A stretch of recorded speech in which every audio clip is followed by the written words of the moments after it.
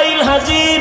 আল্লাহ কয় কোন জাহান্নাম পাবে, জাহান্নামটা ধরে দাও। কোন আগুনে জ্বালানো হবে একটু দেখাইয়া দাও। কেমন আগুনে এই নাফরমান বেঈমানটারে আমি জ্বালাবো, জাহান্নামটা দেখাইয়া দাও। এরে নবীর উম্মতের দল, জাহান্নামটা দেইখা অন্তরের পানি শুকাইয়া পাগল, ওদিকে আজরাইলের চেহারাটার আকৃতি দেইখা পাগলের মতো হয়ে যাবে। এজান আয়েশা রাদিয়াল্লাহু আনহা বলেন, আমি একদিন তাকাইয়া দেখি আমার মায়ার নবী আমার রুমের একটা কোণায় বয়া চুপচাপ গুনগুন গুনগুন করে নবী কান্না করে। আমি আয়েশা ভয় পেয়ে গেলাম, না জানি কোনো বেয়াদবি আমি করে ফেলেছি নাকি। আমি আয়েশা নবীর পাশে গিয়ে দাঁড়াইয়া বললাম, ও মায়ার নবী,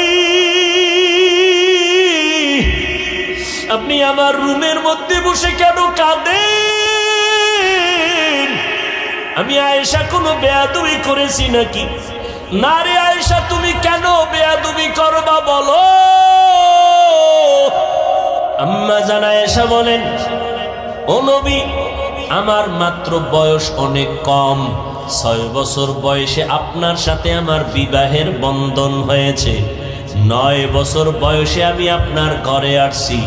ও পর্দার আড়ালের আম্মা জানেরা, আম্মা জান আয়েশা কান্না করেন, নবী আমার বয়স অনেক কম। আম্মা জান আয়েশার 18 বছর যখন বয়স, তখন নবী দুনিয়া থেকে বিদায় নিয়ে চলে গেলেন।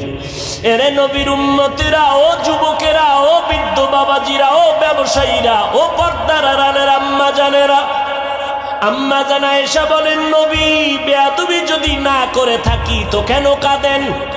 নবী বলেন, ও আয়েশা, আমার হাসরের ময়দানের ভয়ঙ্কর অবস্থার কথা আমার মনে পড়েছে, এজন্য কান্না করি। আম্মা জান আয়েশা বলেন, নবী কেমন ভয়ঙ্কর?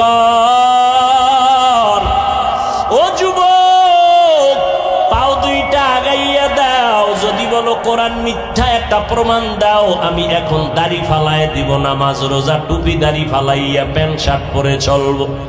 কিন্তু আজও পর্যন্ত 1500 বছর হয়ে গেল, একটা ভুল কেউ বের করতে পারে নাই। বরং শত লক্ষ লক্ষ বিধর্মীরা কালেমা পড়ে মুসলমান হয়ে গেল। ওই আল্লাহর কোরআন সত্য, কোরআনে জান্নাতের বয়ান আছে, জাহান্নামের বয়ান আছে, তাও সত্য। কে জান্নাতে যাবে, কে জাহান্নামে যাবে, তাও আল্লাহ বয়ান করেছেন, সত্য, কোনো মিথ্যা নাই।